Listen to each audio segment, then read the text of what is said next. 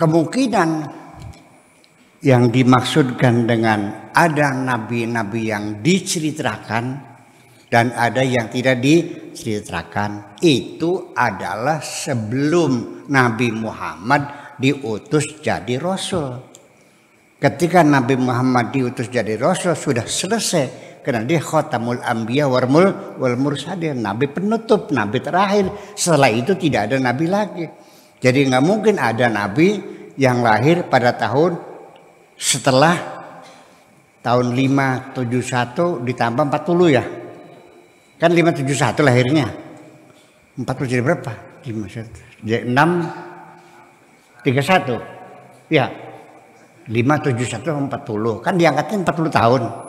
Jadi 630 611 ya. Iya. Setelah tahun 611 sudah tidak mungkin ada nabi lagi karena dia penutup. Nabi pungkasan. Sudah selesai. Nah, ini tidak pernah ada nabi tahun berapa? Tahun 1900 nggak mungkin. Setelah itu sudah nggak ada nabi lagi.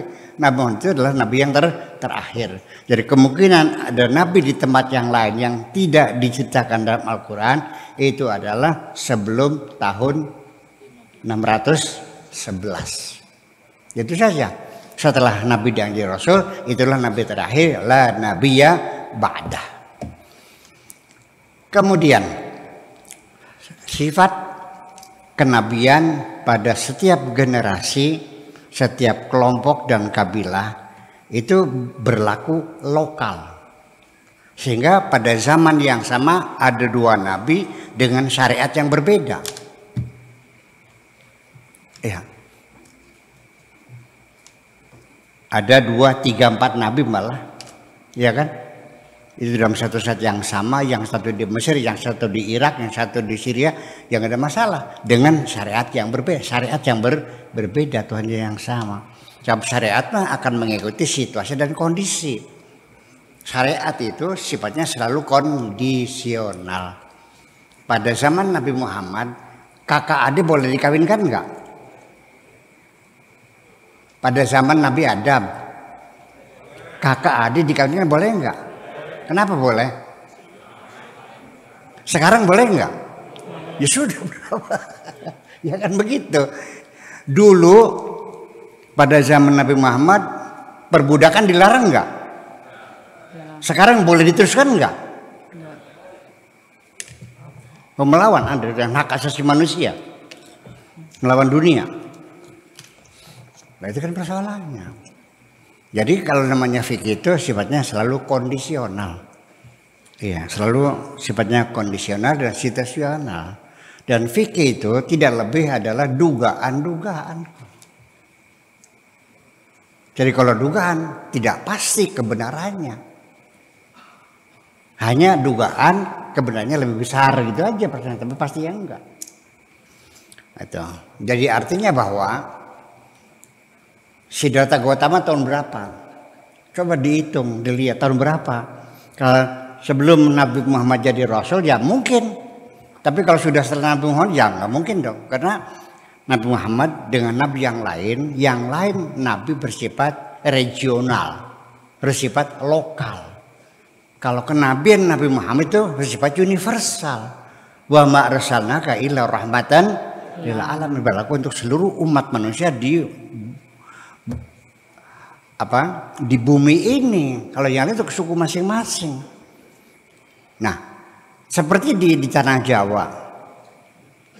Kenapa di tanah Jawa ini, di Indonesia umumnya, kok agama Islam begitu cepat tersebar menjadi sampai sekarang menjadi mayoritas umat Islam, berbeda dengan di negara-negara yang lain. Itu ternyata kenapa?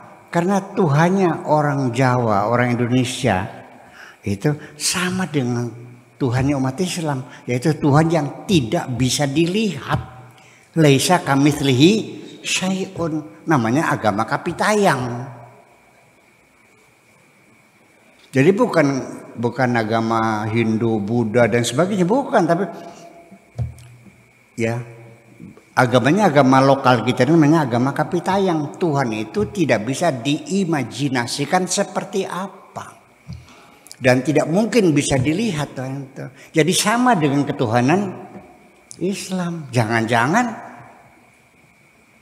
nabinya agama Kapitayang orang Jawa, ya betul dia sebagai utusan Tuhan juga. Kok gak udah bahasa Arab, dia pakai bahasa Jawa dong. Nabi Muhammad kalau turunnya di Indramayu pakai bahasa apa? Ya iya, sesuai bilugat ya kaumihi, dengan bahasa kaumnya. Kalau lahirnya di Tasikmalaya, dia pakai bahasa Sunda lah. Terus kalau di Indramayu nanti ada nadran enggak? Ya insya Allah ada. Ada mabaksir enggak? Ya ada. Nah itu artinya bahwa tetap mengakomodasi budaya lokal yang ada. Ibadah haji itu merupakan mengakomodir budaya lokal. Karena ini menghasilkan uang, meningkatkan kesejahteraan. Makanya dirawat Ka'bah itu. Yang dihancurkan berhalanya, Ka'bahnya dirawat. Dengan ada Ka'bah saja orang orang Arab bisa makan loh. Betul nggak? Kalau di Indramayu orang datang ke Indramayu minum air Cimanuk, ya sengaja datang untuk mandi di sungai Cimanuk dengan khasiat-khasiatnya gitu. Ya setahun sampai 50 juta, 100 juta makmur Indramayu. Gimana lagi? Betul nggak? Tukang becaknya laris nggak? Kos-kosan harus enggak? Yang dagang rujak, yang dagang sarabi, semuanya kan. Sunan Gunung Jati aja orangnya udah mati kok. Beliau almarhum almaghfurlah, ya Sunan Gunung Jati sudah meninggal kan, masih bisa ngasih makan orang puluhan ribu orang kok. Berapa ribu orang bisa makan di Gunung Jati nih, yang jual menyan, jual kembang, jual air, mimpin tahlil, betul nggak? Ojeknya, ya penginapannya, kos-kosannya dan sebagainya. Nah, kenapa kemakmuran? Bayangkan orang yang udah mati tapi masih bisa sih makan orang yang hidup seperti itu kira-kira. Ya, jadi artinya mengakomodir budaya lokal. Kalau kita lihat ibadah haji itu apa sih? Tidak lebih main-main kok. Di sana apa yang kerjakan? Camping-campingan. Betul nggak? Terus muter-muter, betul nggak? Terus bolak-balik, terus lempar-lemparan, betul nggak? Main-main kan? Iya, tapi itu napak tilas perjalanan seorang anak manusia yang mencari Tuhan. Namanya Nabi Ibrahim alaihissalam, itu aja. Itu seremoni semacam itu adalah untuk menekan, makanya falyabudu rabb hadzal bait alladzi at'amahum apa? Falyabudu rabb hadzal bait alladzi at'amahum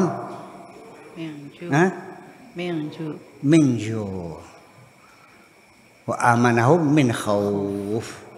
Jadi di negara dia aman dan juga bisa ngasih makan. Ka'bah itu bisa ngasih makan orang Arab kan? Ya sudah. Itu.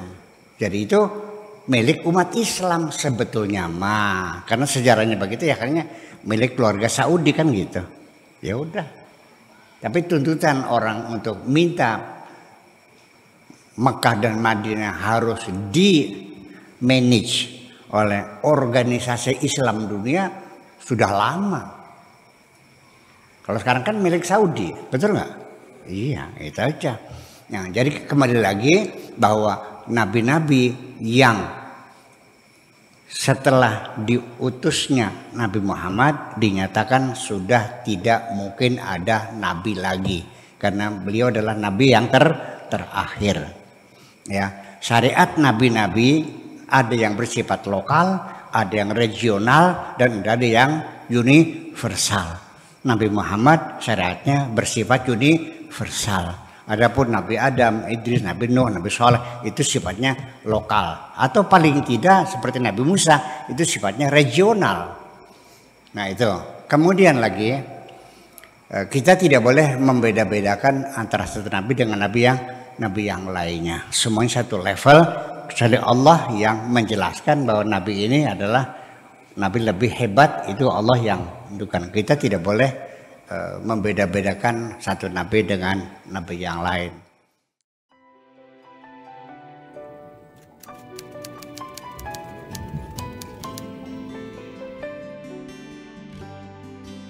Aku hanya ingin berbagi kebahagiaan dan tidak menggurui siapapun. Terlalu sulit bagiku untuk menyalahkan siapapun. Akan tetapi apabila ada orang yang ingin mengisi raporku, tentu aku sangat gembira sekali. Dan kujamin aku tidak akan sakit hati sedikit.